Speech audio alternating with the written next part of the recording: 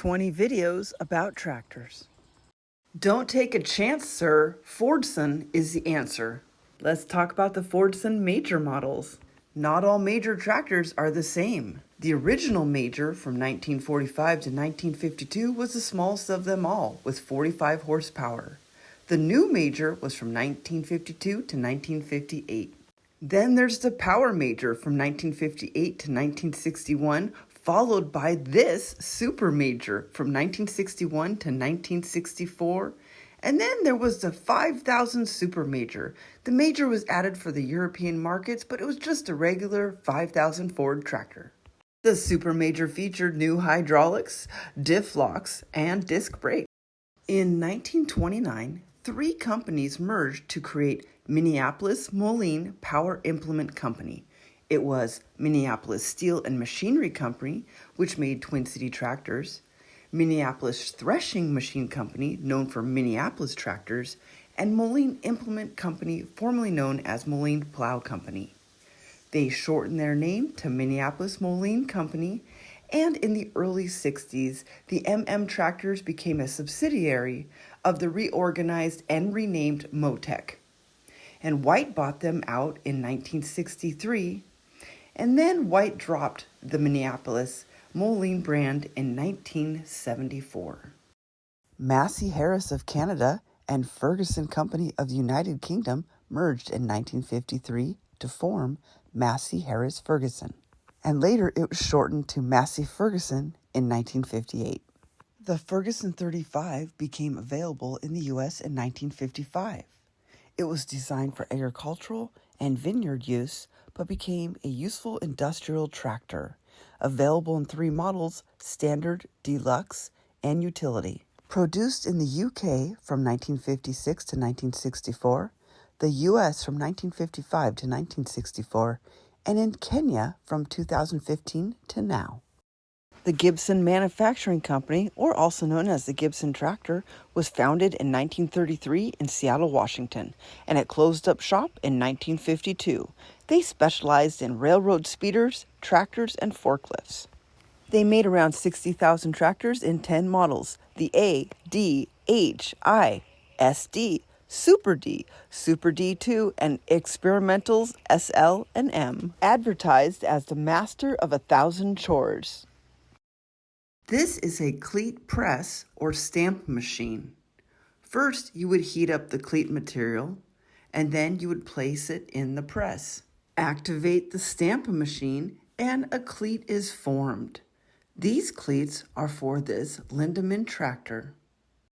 John Deere was a blacksmith who fled from bankruptcy from Vermont to Illinois. It was 1836, and he opened a repair shop and Grand Detour, and he supplied shovels and pitchforks to the villagers. John was also an innovator, and he created a highly polished steel plow. Before this invention, farmers only used wood or iron plows that had to be demudded quite often from the thick prairie soil. Mud didn't stick to his invention, and this design aided in the migration into the American Great Plains. Deere & Company was established in 1887, and once again Mr. Deere led the farmers into the future with making the plow to be shopped.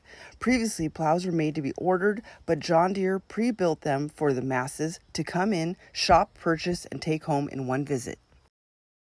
In 1902, 5 companies were forced to merge together: McCormick, Deering, Milwaukee Harvester, Piano Manufacturing Company, Warder, Bushnell, and Glessner merged to become International Harvester. For many years, IHC sold 2 lines of equipment, the McCormick and the Deering, to appease the loyal customer base and to keep the 2 dealerships in each town. But a ruling in 1918 meant IHC had to drop one of the lines. More importantly, they had to drop one of the dealerships. So in 1923, the McCormick-Deering merger was introduced. McCormick and Deering were from 1923 to 1947. In 1901, Allis-Chalmers Company was founded by merging Edward P. Allis with steam engines and mill equipment, Fraser and Chalmers mining and ore milling equipment, Gates Iron Works rock and cement milling equipment, and Dixon Manufacturing Company with engines and compressors. Reorganized in 1912, Allis-Chalmers Manufacturing Company became a parent company to so many gathered innovations from mining to agricultural. Today, it exists as Allis-Chalmers Energy and AGCO. If there ever was a tractor to get me shadow banned, it would be this 1951 Cockshut Model 40. This row crop tractor was started in 1949 and ended production in 1958. This was the second tractor produced. The first was the Model 30 series, but the 40 series was really special. It could operate a belt-connected apparatus and had live PTO, which allowed the machinery to work at a constant speed, whether the tractor was stationary or in motion. The Model 40 was rated for 4 plows. It had a 6-cylinder Buda 230 cubic inch. They added the diesel version in 1950, the kerosene and LP gas optioned in 1953. But in 1953, they lost the Buda engine to competitor Allis-Chalmers, and the Cockshut started using the Perkins and Hercules engines. You could buy one in 1955 for over $2,600, and full option was $3,600. Farmers nicknamed this the Farmall Regular. It had a winning combination to become a row crop tractor, a tricycle configuration with either a single front wheel or narrowing spaced pair, high ground clearance, quickly adjustable axle track, great visibility all around and under the machine, sufficient power for plowing and harrowing, belt pulley for attachments, and a low cost. All of these points gave International Harvester the advantage over the Fordson, and it became America's favorite tractor. This 1958 GI case cost $2,500, brand new.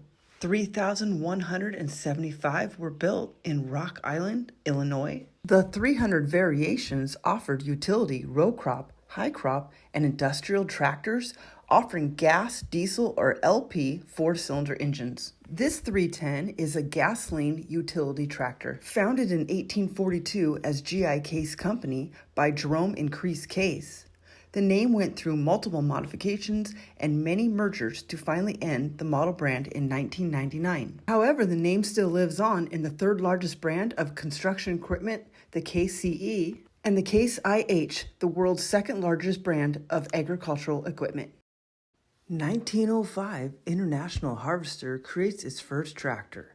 In 1924, IH introduced the Farmall, the first commercially successful row crop tractor. The Cub prototype was made in December 1944, and by September 1945, they started referring to it as the Cub. The Farmall Cub was the smallest tractor made by International Harvester, produced from 1947 to 1979, made in Louisville, Kentucky. The International Cubs were sold under the McCormick, Deering, Farmall, or International names. Here's a 1946 Oliver tractor, Series 70. It's a row crop tractor, and they made the Series 70s from 1935 to 1948.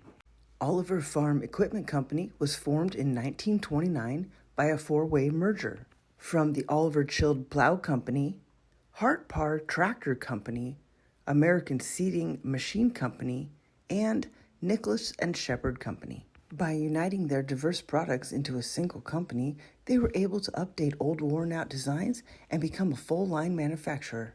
The first Oliver tractor was introduced in 1930, and by 1960, majority stockholders sold off Oliver to White Motor Company.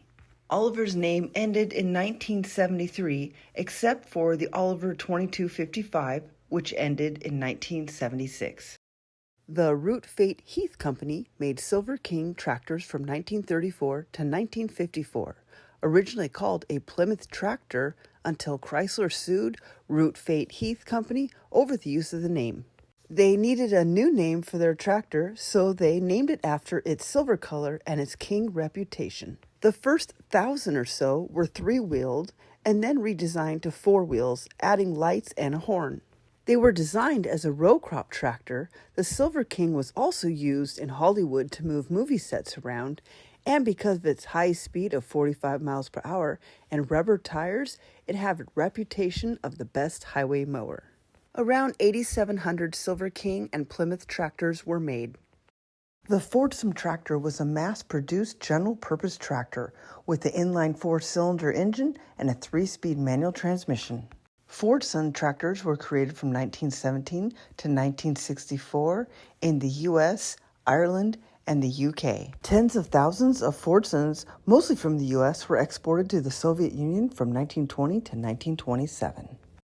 In 1937, Richard H. Shepard bought a factory with the product lines already established. He produced gas generators, floor polishers, and a Kinzig wing cloth looms. He had enough space in his factory he could work on his diesel engines, and as the engines became more popular, he phased out the other products and sold 20 engine models internationally for powerheads, pumps, refrigerator rail cars, generators, and more. And by 1949, he decided to produce the first diesel tractor in the U.S. Its thoughtful design and high quality was before its time, and farmers could fix it themselves. And Shepard was the first to offer power steering as standard. 1,943 Shepard tractors were made between 1949 and 1956. The tractors didn't quite catch on, and recession caused them to stop, but now R.H. Shepard sells power steering systems for large trucks and farm equipment.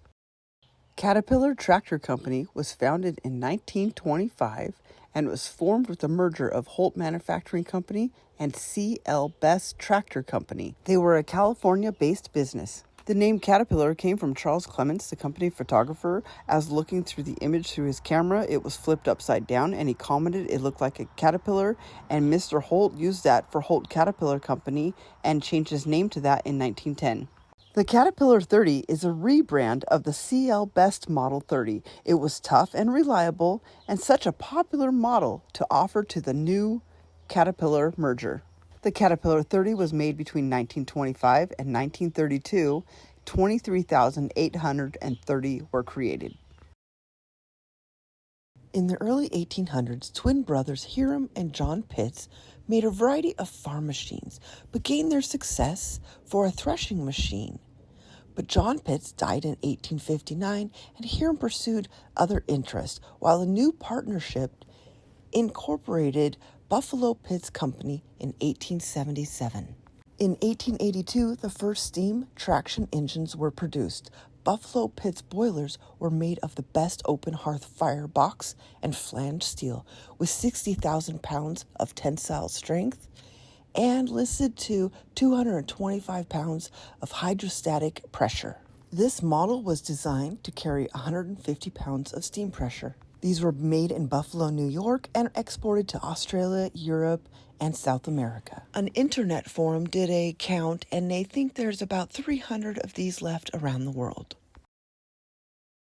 In the early 20th century, tractors generally were marketed by the number of 16-inch width plows they could pull in average soil to indicate their power. Plow ratings are dependent on soil conditions, and depending on the plow width and the type of soil, a 3-plow tractor could handle a 4 or 5 bottom plow. And with engine sizes sometimes upgradable, the farmer could pull more plow with the same tractor. For example, the Cub was rated 1 plow with a 12-inch width or less plow, and the Regular was rated a 2 plow with a 16-inch width plow. And by Farmall's plow rating list, they even had 4 plows and up from the W9 up to the 1568.